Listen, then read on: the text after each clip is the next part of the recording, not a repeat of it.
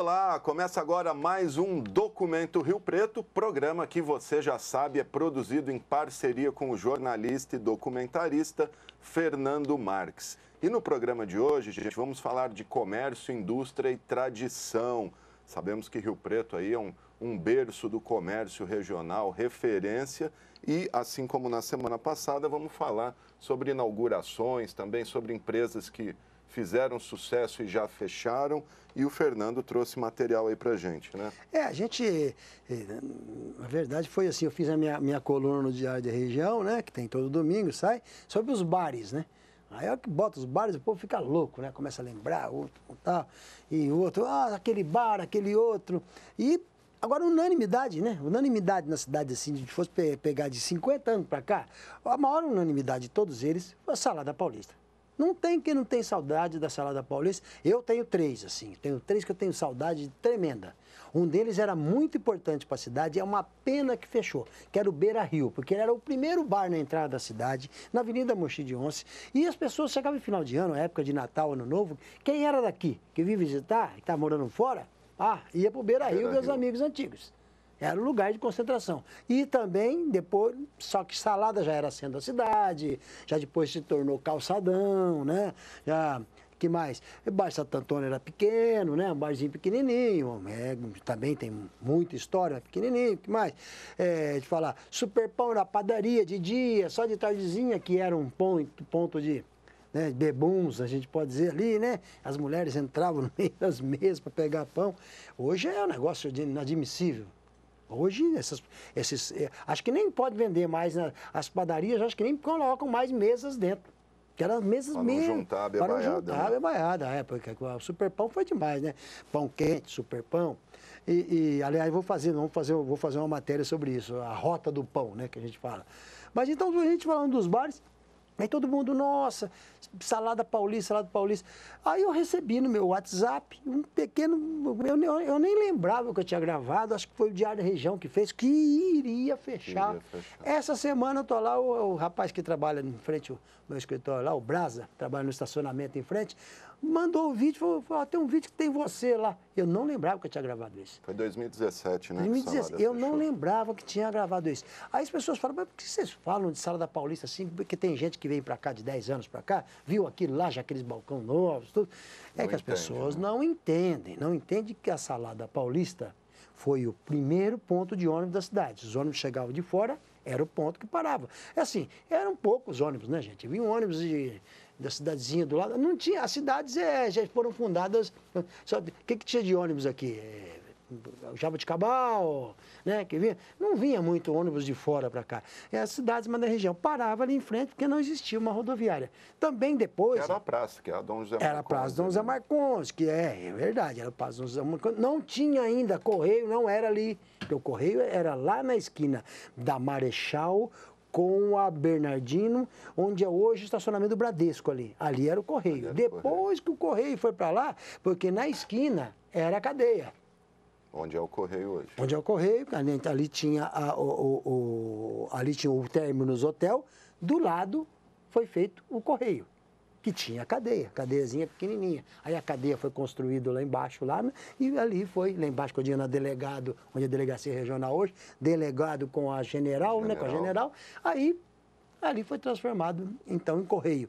Então, quando ficou correio, Salada Paulista ali, Términos Hotel, o maior, primeiro grande hotelzão, era o ponto. Aí foi o primeiro telefone público, as pessoas não sabem em casa. Precisava ligar para São Paulo, ou ia na Telefônica, que chegava na Telefônica, que era quase ali na esquina. A Telefônica ficava, gente, que era dos Haddad, ficava ali na Rua Voluntária de São Paulo, hoje é um restaurante ali, o prédio está praticamente igual, ali em frente ao Fórum. Entre a Rua Marechal Deodoro e a Rua Delegado Pinto Toledo, lado esquerdo. Depois também teve a Telefônica lá embaixo, no prédio da Rua Bernardino de Campos, atravessando ali, na esquina da Rua Prudente de Moraes. Ali também aquele prédio, um prédio grande ali, que depois foi transformado, hoje é uma indústria têxtil lá, um prédio grande, era ali também, foi Telefônica. Então era tudo concentrado ali, a cidade vinha assim dali para baixo para cima. Olha que interessante, né? De baixo para cima ali. Então, A Salada foi o mais tradicional dos tradicionais. Depois de seu primeiro telefone público, ela foi a primeira TV pública de Rio Preto. Começaram a transmitir quando a TV chegou em Rio Preto em 1961. Já em 62, já tinha transmissão de jogos da Seleção Brasileira e logo depois o Campeonato Paulista já começou a passar em 66.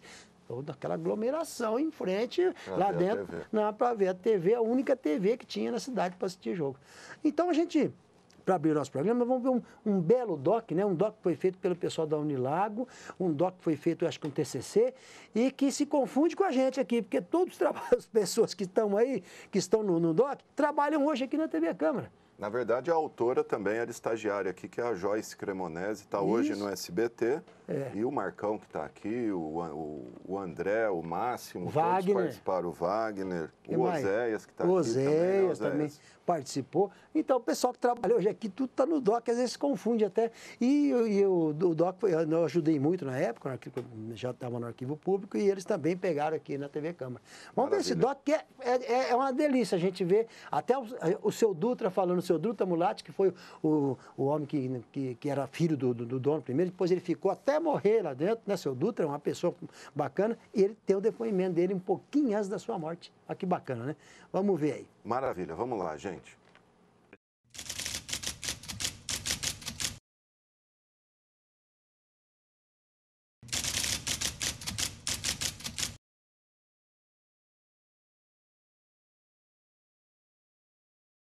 Dos primeiros e sacrificados dias dos pioneiros, ao aspecto urbano surpreendente dos dias que correm, ao esteio comum do esforço. A Salada Paulista se rejubila com São José do Rio Preto e apresenta a todos seus melhores votos para o futuro.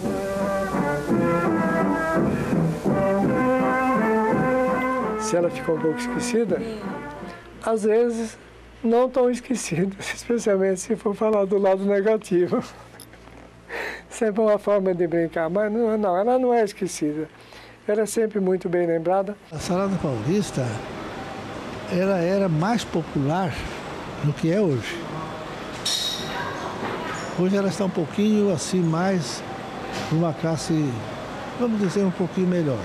Mas a Salada Paulista me traz muitas lembranças boas, de muita amizade, principalmente os donos que eram o seu Benedito e o Arnaldo.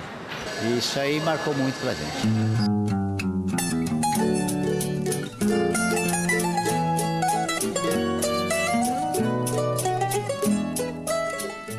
A Salada Paulista tem o mérito de estar num lugar muito bem escolhido. Eu acho que o seu Benedito e o seu João Mariliano, quando fundaram a Salada, eles tinham perfeita noção de que aqui era o centro nervoso da cidade.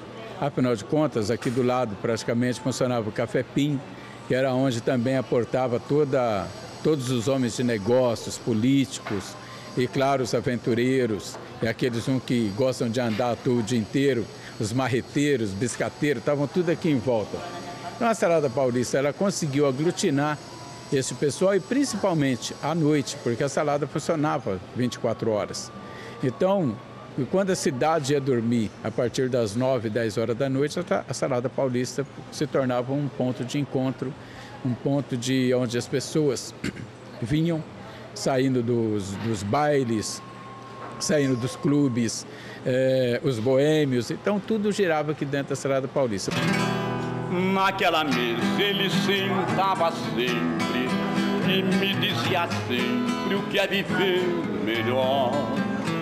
Naquela mesa ele contava história que hoje na comecei a passar, ter um conhecimento de trabalho, que eles eram pobres igual eu na época, quando eles começaram, e eu também, quando eu comecei.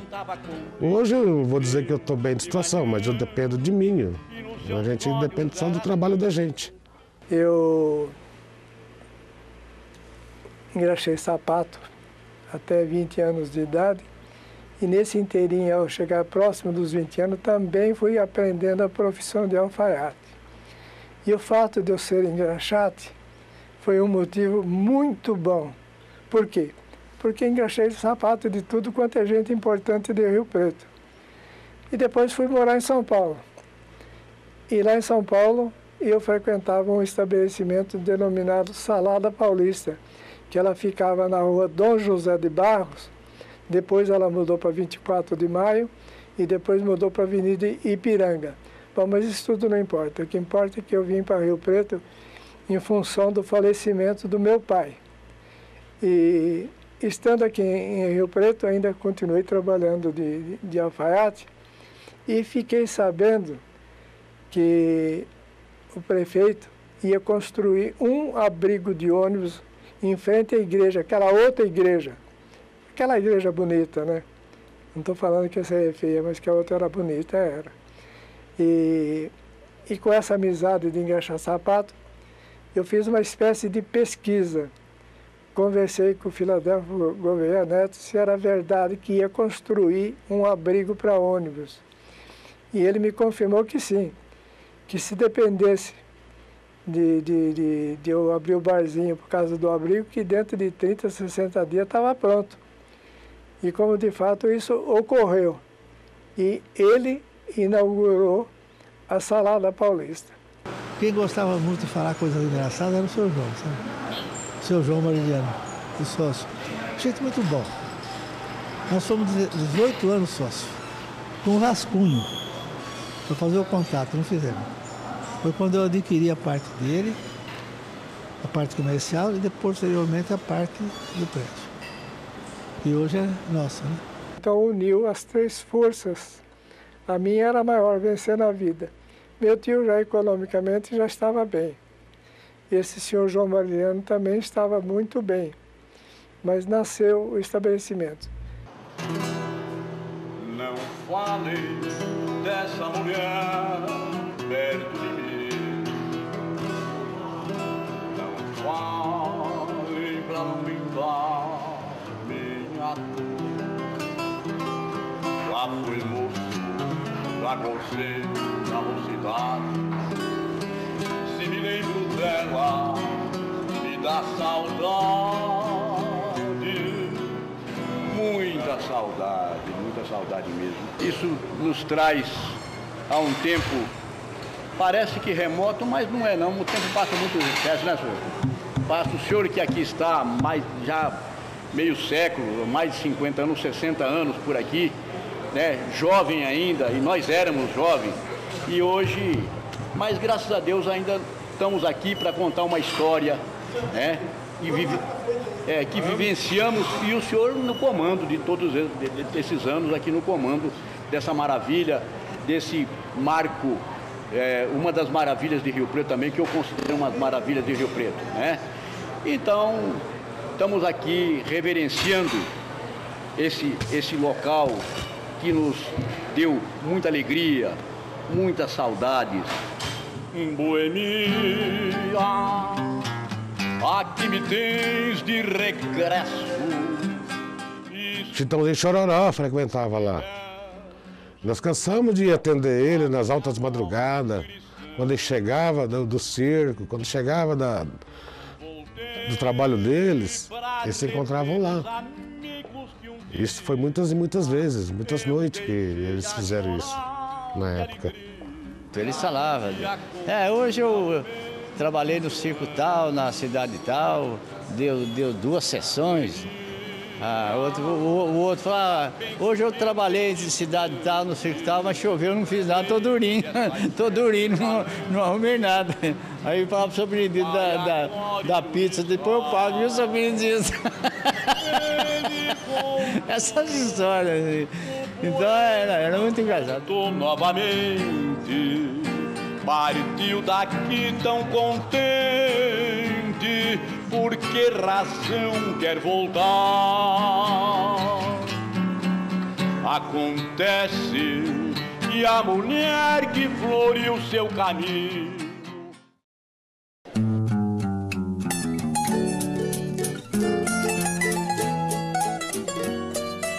houve períodos de falta de energia.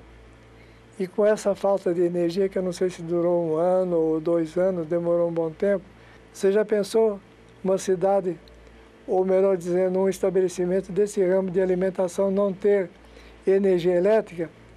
E não tendo energia elétrica, o que não tinha também? Água. não tinha bombeamento de água. Então, Rio Preto tinha algumas horas de energia, creio eu, atendido por Catanduva. Eu não sei se era por causa de alguns hospitais que necessitavam de uma operação ou algum motivo especial. Então, em horários incertos, ou seja, 3 horas da manhã ou meio-dia, eu não tinha hora certa, tinha umas tantas horas de energia. 2, 3 horas, o resto não tinha energia. Para você ter uma ideia quanto que era trabalhoso, eu tinha vasilhas de alumínio, bacia, que eu chegava a reciclar a água. O que é reciclar a água? Uma, eu lavava vasilhames que não tinham teor de gordura. Naqueles tempos não tinha copo plástico, garrafinha plástica, não tinha nada de isopor, não tinha nada disso. Então, quando uma pessoa tomava uma água que era servida em copo, aquele copo era lavado naquela água. E aquela água, assim que ela ficava um pouco suja, vamos dizer, era colocado num tambor, guardada para aquela água que não tinha teor de gordura ser utilizada para lavar o piso do bar à noite. Então, até isso era reciclado. E gelo, como guardar gelo? Punha dentro, antigamente falava caixote de cebola, só os mais velhos sabem o que é isso. Eram umas caixas grandes de madeira, que era forrada com palha de arroz e punha as placas de gelo. Mais palha de arroz, mais placa de gelo.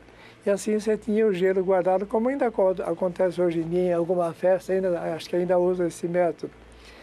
Então esse gelo ali era quebrado com martelo, quebrava o pedaço, lavava naquela água limpinha que eu já estou relatando, e jogava dentro do liquidificador, dentro do copo de uísque, dentro do copo de bebida, e ninguém via sujeira nenhuma. E era o jeito, né? Eu vivi uma história muito curiosa aqui na Salada Paulista em 1984, 1985. Eu acredito que foi na Sexta-feira Santa de 85. Eu estava na Superpão e a Superpão fechou. Nós falamos, e agora? Onde nós vamos comer? Está tudo fechado em Rio Preto. Aí alguém teve a brilhante ideia de vir para a Salada Paulista. Chegamos aqui, a salada estava lotada, todas as mesas tomadas. E sentamos numa mesa os três, de repente chegou um senhor, um negro, forte, alto, né?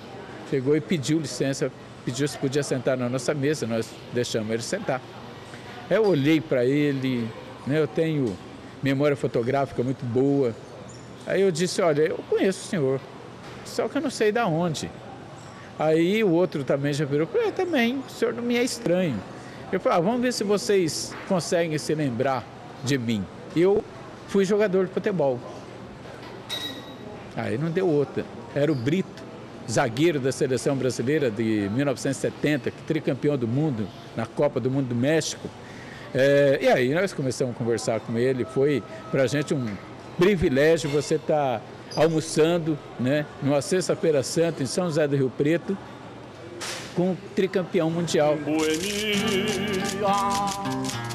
Aqui me tens de regresso e suplicando lhe peço. A Salada Paulista foi um dos primeiros estabelecimentos a funcionar por 24 horas, atendendo desde as prostitutas que frequentavam a Praça Dom José Marcondes, os primeiros trabalhadores do dia, ou ainda os promotores, advogados, políticos e empresários que passavam na Salada para tomar o cafezinho da manhã. Foram cerca de 20 anos trabalhando de sol a sol, domingo a domingo.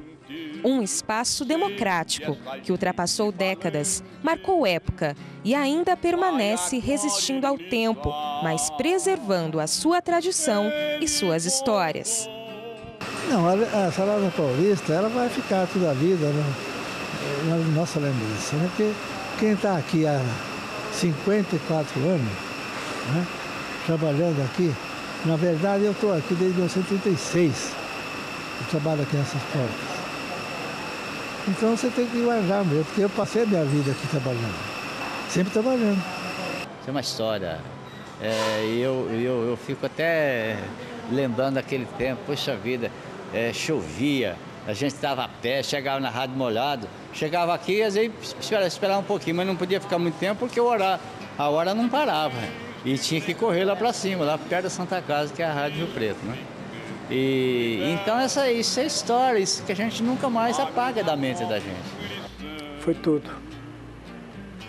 Ela foi a minha própria vida. Ela foi muito boa para mim. Foi muito, muito, muito. E sinto não poder estar lá. Não pela ganância, pelo prazer de estar lá. Boemia, sabendo que andei distante, sei que esta gente falante vai agora ironizar. Ele voltou, o boêmio voltou novamente, partiu daqui tão contente. Ok, gente, estamos de volta. Conferimos aí esse documentário sobre a Salada Paulista, com depoimentos aí. Esse documentário produzido pela nossa colega Joyce Cremonese. E o Salada que foi engolido pelo progresso, né, Fernando? Foi, infelizmente, demais, né? ali, calçadão, quer dizer, não segurou o crescimento. E era uma coisa que, só quem sabe, quem tem 50 para cima, vai lembrar bem, que a cidade é o seguinte, 5 da manhã, você não estava com sono, você acordava em casa e ia para a salada, estava aberta, 4 da manhã. Ah, estou com insônia. Ia para a salada. Lá não fechava. Quero comer arroz e feijão, 3 da manhã. 3 da manhã, não fechava. Não existia ainda lanches na cidade. O primeiro lanche que foi feito foi no Carnaval do Palestra, com a salada lotada, vendendo coisa. Então, o que aconteceu? O Kim e acho que o Oscar Godoy junto, não sei se o Oscar Godoy estava junto já nesse comecinho, fizeram o Pirraça Lanches, Hilton Lanches, o Hilton, na verdade, e o Kim, fizeram em frente ao Palestra, um pouquinho na ruinha ali, fizeram o primeiro lanche para desafogar a salada, porque todo mundo saía para comer na salada. Saía do carnaval, ia comer pizza ou ia comer canja, arroz, feijão, como você falou, na salada. Então, primeiro lanche. Então, a salada, se você topava com todo mundo, eu me lembro de chegar lá, tinha um carreiro sentado lá, tal, Vieirinha trazia todo mundo ali, né, para Rio Preto. Cheguei a ver ali como é que chama, do chapéu lá, não sou o cachorro não. Valdir Soriano lá sentado assim, tomando todas, camisa aberta assim, um polarzão. Ele e o Walter Giannini, que era empresário de Rio Preto Musical, me lembro, o Dedé Mestre em casa vai lembrar disso. E o Valdir sentado na maior, o Gnaldo Timóteo chegou aí lá, sabe? Era um ponto mesmo fantástico. Mas o progresso engoliu. Infelizmente, que eu sempre disse, quando foi fazer o calçadão, eu falei, vai estragar a cidade o calçadão na rua Bernardino de Campos. Não podia ter tido o calçadão na Bernardino de Campos. Por quê? Porque vinha ali da rua Silva Jardim, onde ele começa, tinha hotel, Casa Bueno, que era grande, depois tem o quê? 2 praças, igreja. Então, eu acho que... À noite fica morto. Morto. Você descia Bernardino, subia voluntário. Tinha gente que vinha de São Paulo, ele vinha pela pista, ele tinha, ao invés de ele fazer aqui, pegar a BR, ele ia lá em cima, entrava e cruzava a cidade inteira até chegar no Nossa Senhora da Paz, só para cruzar a cidade inteira de Rio Preto. Era isso. Se tivesse feito o calçadão na General e Coronel, seria outra coisa, na minha opinião. Então, em falar em progresso, nossa, isso tá vendo, a gente tem que também atender nossos telespectadores, né? Teve gente que falou, nossa, que bacana, esse Jamanzão, não conhecia isso, conhecia Canal 100, mas Jamanzão foi campeão, gente, tem cada coisa. Vamos passar, a gente vai tentar ver se a gente recupera mais alguns, nós temos vários. Tem um que ele fala bem do progresso aí, né? Vamos passar mais um para vocês aí, todo o programa, se a gente puder resgatar um pouquinho disso também do Brasil, é bacana, né? Então, Jamanzão, esse campeão, que foi o espelho do nosso Cometa Filmes aqui. Espelhou mais no Jamanzon do que no Canal 100 e no Primo Carbonari. Mas o Cometa Filmes, ele bem espelhado, pode ver o tipo de fala, tudo é bem legal. Maravilha. Vamos conferir então esse documentário de um dia para o outro, que mostra assim como o Brasil era rural, estava em crescimento e de um dia para o outro se industrializou e progrediu. Vamos conferir.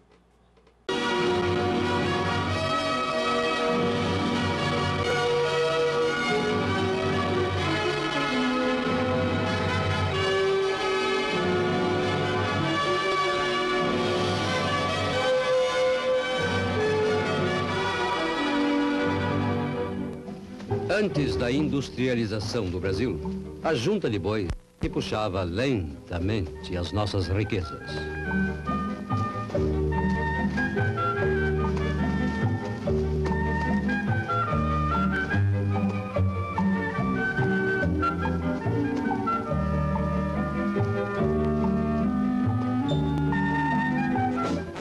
Introduzida a máquina a vapor, deu-se um grande passo à frente. Mas...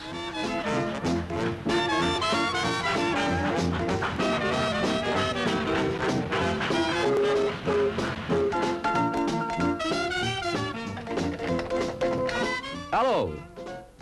Alô? Alô? As comunicações eram uma tristeza. E o trem de ferro, às vezes, era pior que o carro de boi. Nossa Senhora!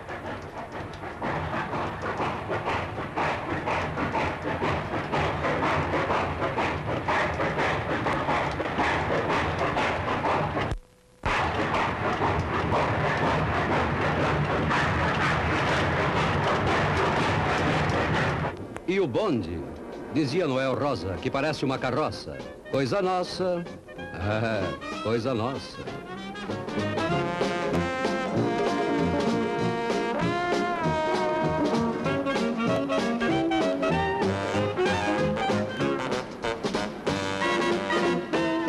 E lá estava o Almofadinha galante, andando de bonde quando outros países já tinham entrado na era automobilística.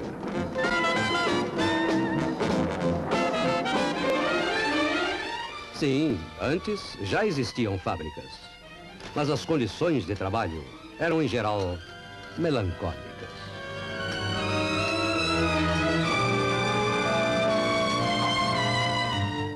E o operário vivia desassistido, na espera paciente da era realmente industrial.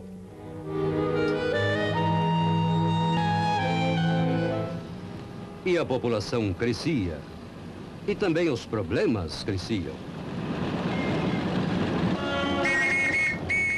Poucos eram os brasileiros que não tinham de aguentar os velhos lotações e outros meios precários de transporte.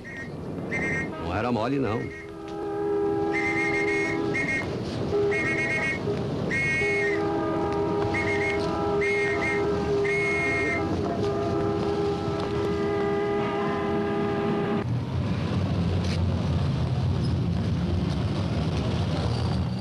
E onde achar peças para este belo Rolls-Royce? O Calhambeque era um peso. Mas o que se havia de fazer? Como importar veículos novos para um país tão grande quanto o nosso? O povo vivia neste atraso.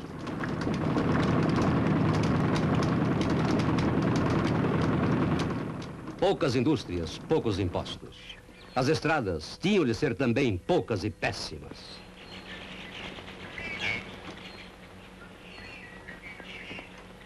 Coitados dos passageiros. Coitado do motorista. E essas majestades que vinham de longe bebiam as divisas do Brasil. Bebiam torrentes de gasolina. Esses gigantes custavam centenas de milhões de dólares por ano.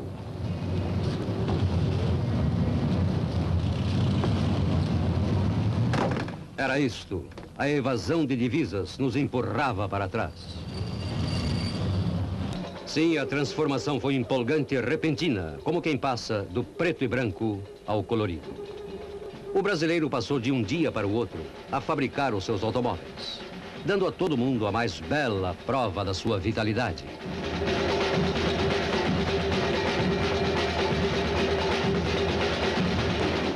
E estas máquinas da mais alta linhagem industrial renovaram de um dia para outro a paisagem social do Brasil. De um dia para outro, milhões de pessoas passaram a depender da nova indústria. Estas fábricas. Para cada indústria de automóveis, trabalham centenas de outras fábricas. Em pouco tempo, o Brasil criou a maior escola industrial do continente. Trabalho para milhões de brasileiros. O caminho do equilíbrio social.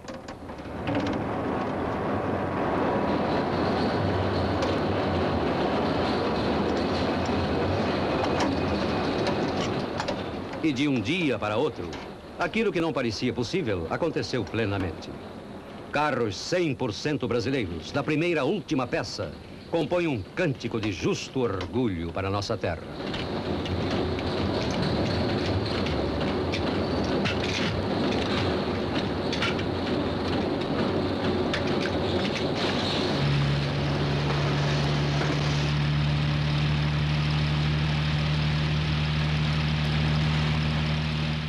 De um dia para outro, o automóvel deixou de ser o luxo de uns poucos para ser o conforto ao alcance de mais e mais famílias.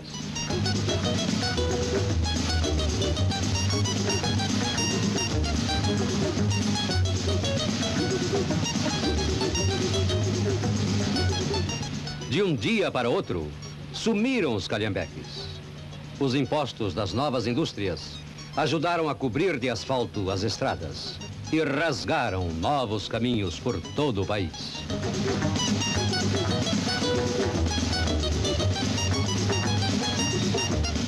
De um dia para outro, o nível de vida do brasileiro aumentou em todos os sentidos. E o automóvel foi incorporado à vida de milhões.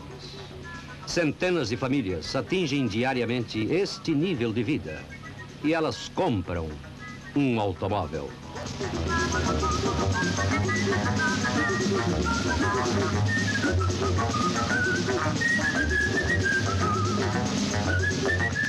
Hoje é o dia deles que estão estreando um carro novo.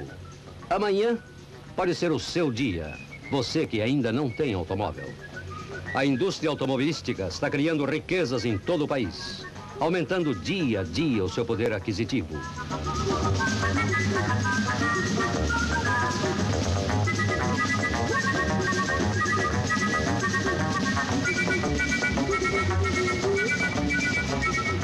De um dia para outro, estes resolveram o problema da distância que os separava da natureza e da convivência fraterna com os amigos.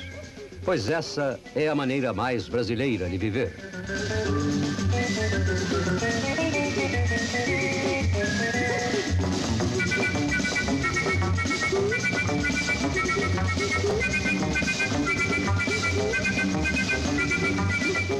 De um dia para outro, nossas ruas ficaram nítidas, coloridas, alegres. De um dia para outro, os serviços públicos absorveram uma imensa frota de carros nacionais.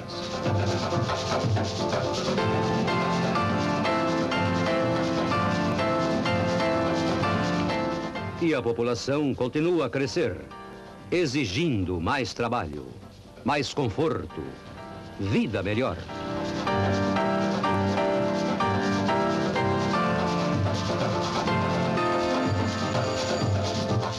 E quando chega a noite, as cidades ainda vibram com uma vida intensa, moderna, transformadas em passarelas por onde desfila nossa capacidade criadora e nossa confiança no amanhã.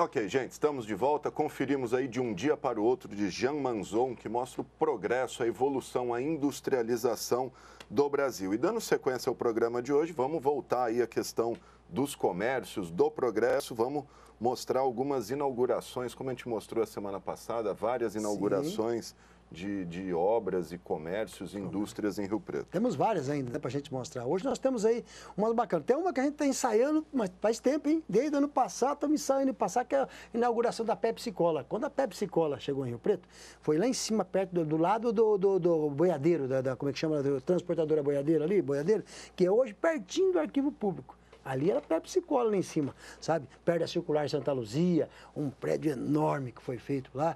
Aí a Pepsi entrou para dominar o mercado. Foi uma coisa de louco. Quando entrou a Pepsi Cola, virou uma febre em Rio Preto. Me lembro da gente pedir aquele grandão em casa, assim. Eu nunca gostei. Meu irmão sabe que assiste o programa. Ele e minha irmã gostavam de Coca, experimentaram o Pepsi. Eu sempre fui Guaraná Arco-Íris. Eu adorava, não é merchandising aqui não, sempre aquele Guaraná Arco-Íris de garrafa, foi sempre a minha paixão e como refrigerante. E a Pepsi chegou, aí teve um problema em Rio Preto, as pessoas vão lembrar disso também, que não sei se foi sabotagem, a gente não consegue dizer, mas puseram barata dentro de umas garrafas, que foi descoberto no supermercado Servileve, se não me engano, ali na rua Coronel Espínola, do ladinho do Superpão, que era do Mardegan. A gente já passou até na inauguração, foi encontrado barato. Alguém sabotou isso, não é possível. Não é possível que só aqui em Rio Preto, alguma coisa. Não teve uma questão de água também, que a água Tinha mas não cheiro. sei se, então, mas eu não sei se foi da Pepsi. Aí eu já não sei se foi da Pepsi. Eu acho que já foi de outro eu vou até pesquisar, mas eu tenho certeza da barata que foi da Pepsi. E nós temos a inauguração da Pepsi, que é sensacional esse Em documentário. 66. 66, eles desfilando pela Rua Bernardino com os caminhões. Parou Rio Preto, né? Outro que a gente tem é Moto Rio, Moto 69. Rio, vixe, ali na Rua Bernardino, era na Bernardino de Campos, esquina do Cardeal Leme, ali Bernardino com a Independência. Vocês vão ver ainda do lado esquerdo, a hora que desce os carros da Moto Rio, vocês vão ver tudo aqueles casarões que tinha ainda em frente o Cardeal Leme, como que derrubaram tudo aquilo. Um mais lindo que o outro ali, do lado esquerdo para quem está descendo, né? Pertinho do bairro Santo Antônio ali. E que é bacana demais. Moto Rio, que era do Miguel Garcia Pérez e do Áureo Ferreira, começando, que veio lá de Jales, de Votuporanga para cá. 69, isso. Começando. Aí nós temos a inauguração da pista dupla da Washington Luiz. Isso aí é um documento que é fantástico, né? Um documento que documenta até para mostrar para o Brasil, né? Que isso foi uma obra gigantesca, uma das maiores obras da história aqui do interior do estado de São Paulo. Porque as pessoas não sabem. Ficou sendo pista simples, Rio Preto a Matão, acho que por mais de 40 anos. E era dupla para lá e aqui simples. Até que chegou no final da década de 60, começaram, então, a sonhar de trazer para cá. Né? A inauguração foi em 70. Começaram em 68, a fazer em 70 inaugurado. Depois nós temos outro... Praça Moisés Miguel Haddad. Isso, ali, a Praça Miguel Haddad, em frente ao Bombeiro, mostra ali, tinha animais, era tão bacana, não sei por que tiraram, o grande Moisés Haddad, que é pai de Anísio Haddad, um homem que tinha telefone aqui em Rio Preto, Casa Moisés, sensacional, né? Família Haddad. E para terminar, Branco, Crefisul e UTI. Utilojas. É ali do lado do Cine Rio Preto, tinha ali o Banco Crefisul e tinha o Utilojas, eles sempre alugavam ali, né? Então ali tem essas inaugurações, ali vocês vão ver a praça, ver o Cine Rio Preto, ali saudoso Cine Rio Preto. É outro mundo, né? Outro Rio Preto e branco, Rio Preto em preto e branco, que não volta mais. Eu tenho muita saudade disso, porque foram derrubadas muitas coisas que podiam ter sido preservadas, casarões. Hoje está muito bem falado no Brasil, muito não, estão falando isso no Brasil, que mostra aí que estão acabando com tudo, né? Só sobraram 4 casarões na Paulista. 4 casarões. É brincadeira, né? Então a gente tem que pensar, da Avenida Rio Branco, no Rio de Janeiro, de 60 sobraram 8 ou 10. Quer dizer, é uma pena. Ah, mas você não quer que derruba a velharia? Não. Cresce em volta, né? Faz um centro velho, vai crescendo, né? Deixa lá o que é bonito, a gente vê a arquitetura, o Palácio Monro no Rio de Janeiro, que você dava de cara com aquilo. Aí, isso foi a obra do seu Lúcio Costa, vocês pesquisam aí, o grande Lúcio Costa, foi seu diretor na época, né? Do INPE, que chamava, né? Ele que mandou derrubar tudo isso aí foi o Lúcio Costa, que queria uma arquitetura moderna para o Rio de Janeiro. É verdade. Inclusive em São Paulo, ele colocou em São Paulo também, eu não lembro quem é o nome da pessoa, que também começou a derrubar tudo na Paulista, as coisas. Eles fizeram a campanha para isso, para modernizar o Brasil. Eu acho que isso foi um crime que fizeram no Rio e em São Paulo. Maravilha, Fernando. Valeu, obrigado a você também que nos acompanhou em mais esse Documento Rio Preto. Se quiser rever o nosso programa, acesse nossas redes sociais. Estão todos os programas no YouTube. Acesse também o nosso Facebook, o nosso Twitter e também o nosso Instagram. Terminamos agora com essas inaugurações e até a próxima semana. Grande abraço e até lá.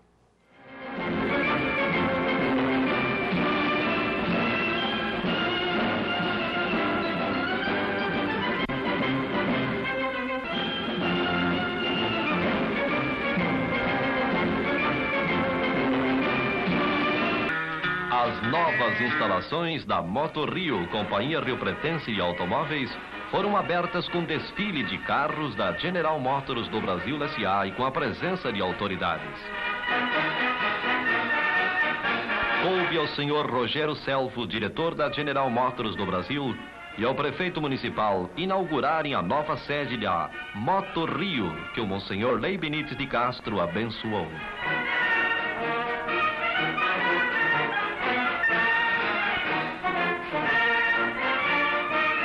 O jovem Áureo Ferreira, proprietário da firma, dirigiu seus presentes enaltecendo seus diretores Hernani Paiva e Miguel Garcia Pérez e agradecendo os presentes.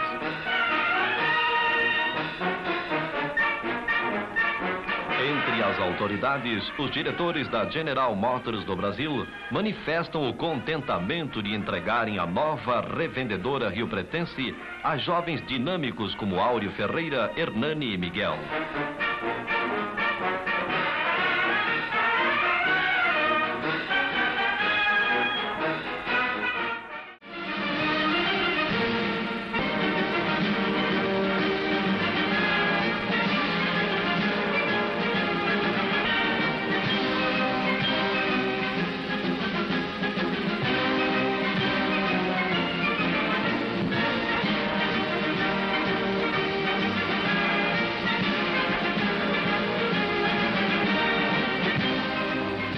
São José do Rio Preto é a cidade capital do Oeste Paulista, que pela sua posição privilegiada geograficamente, reúne tudo o que é de melhor para concretizar com sucesso as suas realizações.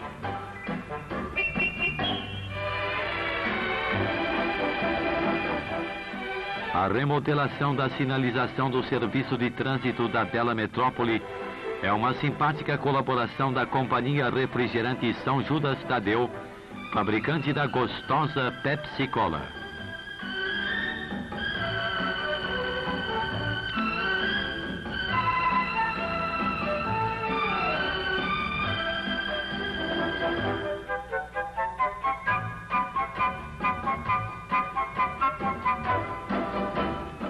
Ao desfilar festivamente pelas ruas da cidade, a nova frota de veículos ricamente ornamentada anuncia a inauguração oficial de uma das mais modernas e funcionais indústrias do gênero, a da gostosíssima Pepsi Cola.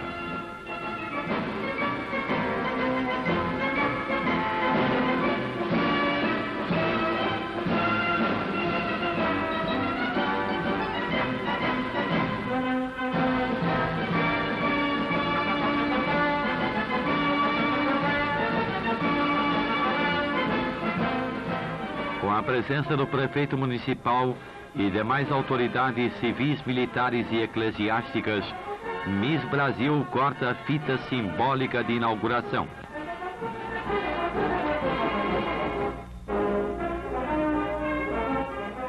Sob as bênçãos do querido Monsenhor, a senhorita Gilda Lúcia, primeira princesa do 4º centenário da Guanabara, aciona as máquinas.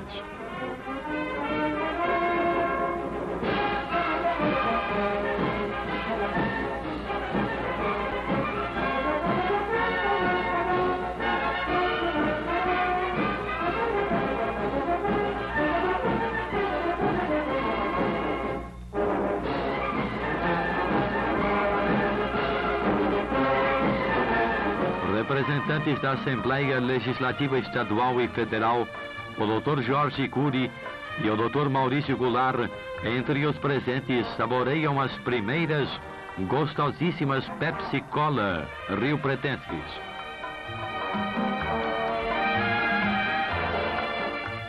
Senhoras da sociedade rio-pretense estão radiantes pelo sucesso industrial que se inaugura.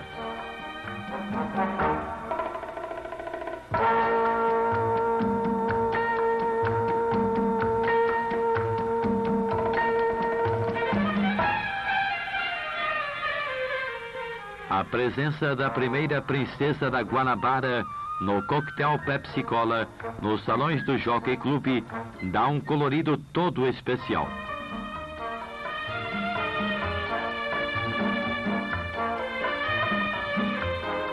Entre os ilustres convidados estão as mais representativas autoridades locais e altos dirigentes da Pepsi Cola do Brasil.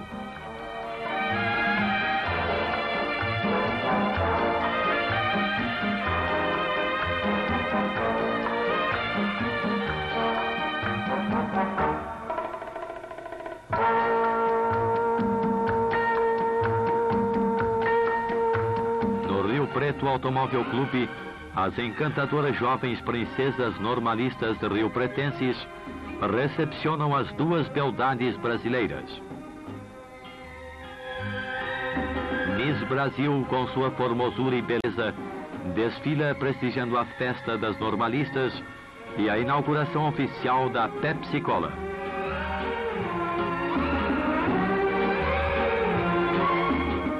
Assim está o Parque Industrial rio-pretense enriquecido e a sua vasta e progressista região estará sem dúvida mais bem servida. Com a presença de diretores da firma, a gostosa Pepsi Cola é entregue aos comerciantes numa promoção da Pepsi Cola rio-pretense.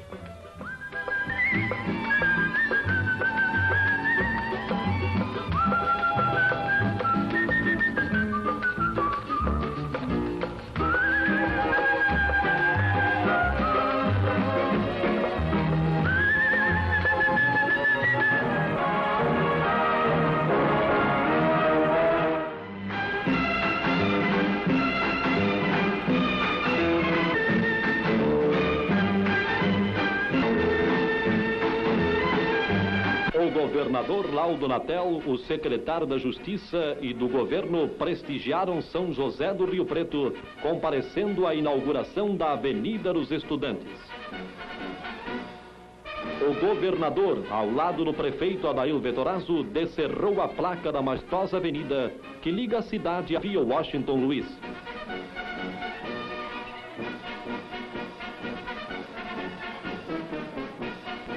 No palanque oficial, o governador de todos os paulistas é recebido pelo bispo arquidiocesano Dom José de Aquino Pereira e saudado pelos estudantes. O bispo arquidiocesano procedeu à bênção à bandeira histórica do município recentemente instituída pelo prefeito Adail Vetorazzo e Câmara.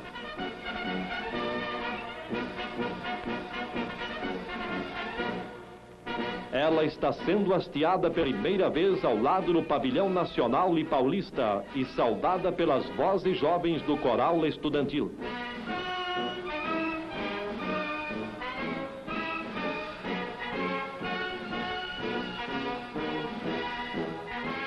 O prefeito Adail fala ao povo sobre o evento nesse dia memorável para São José do Rio Preto.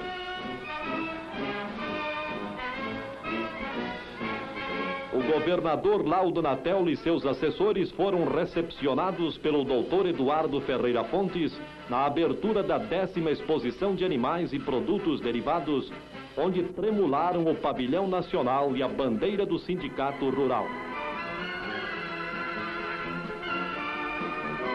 O doutor Eduardo Ferreira Fontes, presidente do Sindicato Rural, discursou na abertura oficial da 10ª Exposição de Animais. Assinaturas ilustres do prefeito Adail e do governador Laudo Natel. Presença no ato dos secretários da Justiça e do Governo e do juiz de direito Dr. José de Castro Duarte e inúmeras outras autoridades. O governador se dirigiu aos pecuaristas e visitantes, falando da importância do evento para os criadores, a cidade e a região, estimulando a sua realização.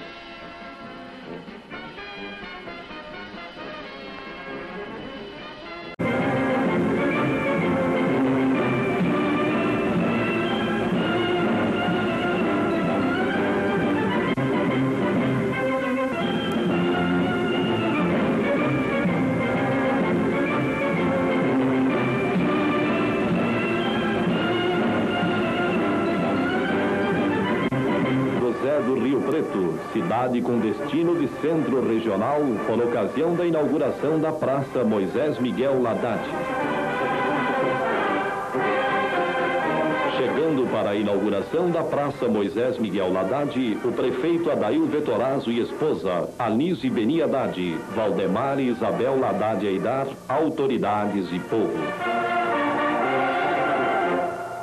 A placa comemorativa do evento é descerrada por Dona Carmen Nelita Vetorazzo e a Senhora Isabel Haddad Aidar. Os dizeres Saudoso Moisés Miguel Haddad, em 19 de abril de 1972, lembram o homem que dedicou ao progresso da comunicação humana e deixou seu nome incorporado à história do município de São José do Rio Preto.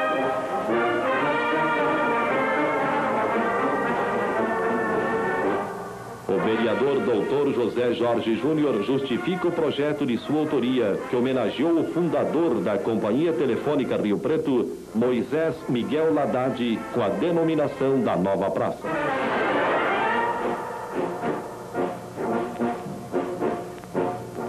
O vereador Arnaldo Affini falou em nome da classe dos viajantes. O poço semi-artesiano jorrou água para os moradores da Boa Vista. Até um pequeno zoológico foi iniciado para a alegria das crianças. O prefeito Adail Vetorazzo faz a entrega oficial ao povo da Praça Moisés Miguel Haddad, que será lembrado por seu trabalho nesta cidade. A praça é um aprazível lugar onde a água é abundante e foi localizado um tanque para animais, anta, pequenos jacarés e tartarugas. Um pouco da natureza como um pequeno oásis.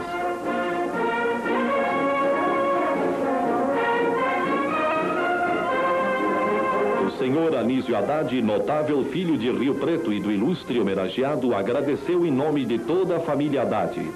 Presentes irmãos, cunhados e sobrinhos, muitos cumprimentos aos Haddad nesse dia especial.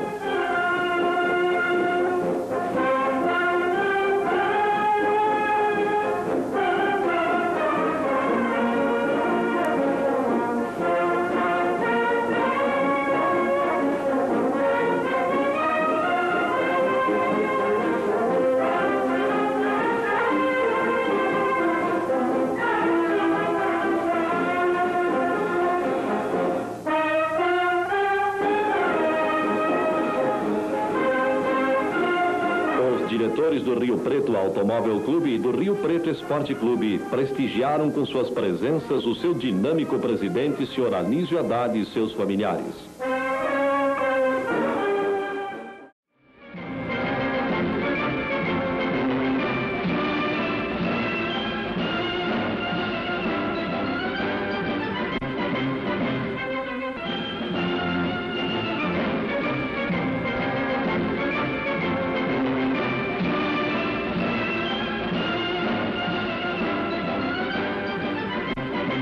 O Banco Crefisul de Investimento inaugurou com banquete de gala no Rio Preto Automóvel Clube a instalação de sua nova agência, com a presença do Dr. Elcio de Souza, diretor do Banco Crefisul, Admir Rodrigues Goulart, gerente da agência local, várias autoridades e gerentes de banco. O jovem gerente do Banco Crefisul de São José do Rio Preto anuncia o discurso do brilhante diretor do banco.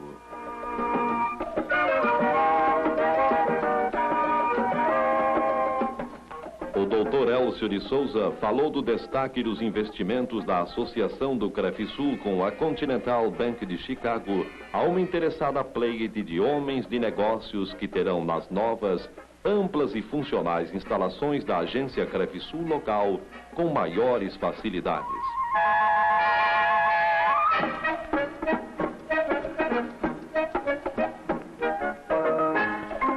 O brilhante diretor recebeu os aplausos dos presentes pelo espírito progressista do Crefisul. No edifício Latifi, o Banco Crefisul de Investimento S.A. inaugurou com requinte instalações modernas e funcionais, notando-se a presença do comendador Antônio Curti.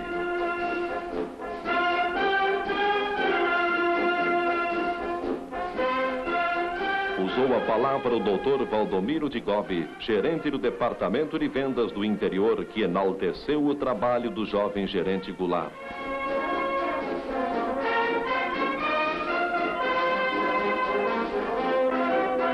O professor da UD Jorge Simão falou em nome do governador Laudo Natel, enaltecendo os diretores do Banco Crefisul. A fala do senhor Admir Rodrigues Goulart referiu-se aos 1.000 veículos financiados durante o ano de 1971 pelo Banco Crefisul na região de São José do Rio Preto e sobre o incentivo dado ao mercado de capitais, indústria e comércio, aquisição de casa própria, mais progresso e mais dinamização para uma região que corresponde em todos os sentidos aos apelos do investimento.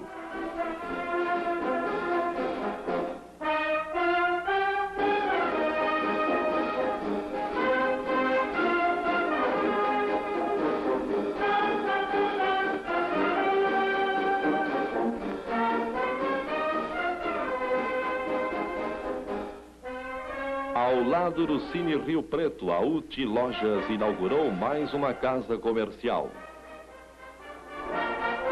O corte da fita simbólica de inauguração foi procedido solenemente pelo comendador Antônio Curti e a senhora Natail Vidigal, esposa do general Oswaldo Pereira de Brito, diretor-presidente da Independência Comercial e Administradora.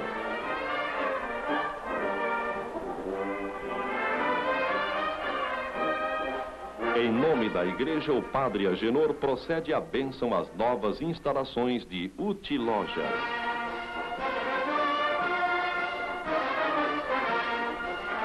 O general Oswaldo Pereira de Brito enalteceu o jovem gerente procurador da UTI Lojas Eliakim Barbour Scott, que vem dinamizando as áreas comerciais. E sua excelentíssima esposa foi homenageada com as flores que a senhora Ivani Tarife Vicente ofereceu. A fala do vice-prefeito Dr. Aloysio Cherubini enalteceu os diretores de UTI Lojas, destacando o dinamismo do Sr. Nelson Pires Campos Ferrão, gerente financeiro da conceituada organização.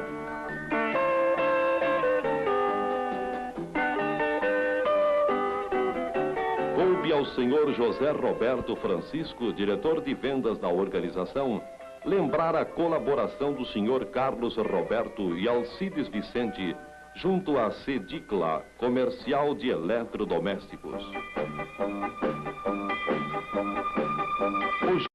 O jovem Eliakim Barbour Scott preocupou-se com a revisão das condições de venda de eletrodomésticos, expondo a seus auxiliares os objetivos de um comércio organizado dentro dos mais modernos princípios econômicos de um atendimento exemplar.